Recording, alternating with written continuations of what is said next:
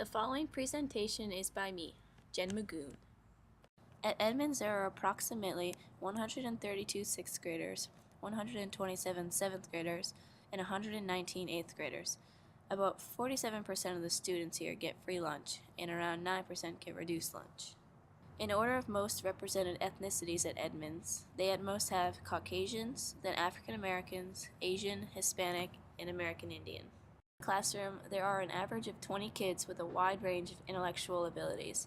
Because the classroom structure includes 7th and 8th graders in this range, it is even more prominent. I find the 8th graders needing my help less frequently than the 7th grader who was in an ELL classroom last year. At first, I didn't like the idea of mixing grades, but I'm starting to see the evidence in the classroom that it's a good idea after all. For example, I observed older students helping the 7th graders with technology that's new to them. They also hold the 7th graders accountable for doing the in-class assignments and will encourage them to do so, especially if they need their work peer-edited by them. Interning at Edmunds, I have noticed learning opportunities that support students' intellectual, physical, social, and emotional development. Intellectual stimulation comes from their workbooks, goal setting, vocabulary and grammar review, as well as K-bar, or kick back and read. Because young adolescents can't sit still for long, they're given opportunities to get up out of their seats and move around. This happens when students get snack, retrieve their laptops, use a smartboard, and get together to work in groups. Relating to students' emotional development, I've noticed that students are less anxious when they're given an agenda for the class. This removes stress that comes from not being sure if there is homework due or a quiz that day they might have forgotten about.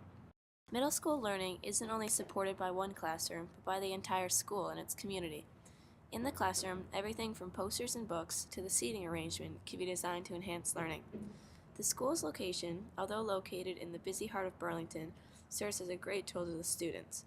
They can go out into Burlington and learn how to use a GPS, as well as learn how to test water in local brooks. Some classrooms provide a positively distracting view. However, if that's not visually stimulating enough, the artwork throughout the building certainly is. This school also enhances learning by realizing students will crash in the late morning without a snack to energize them again. It's also wonderful how Burlington and the community supports middle school learning. For example, the Navigator team recently conducted a classroom to community project that featured students interviewing nonprofit organizations in Vermont in our very own Davis Center.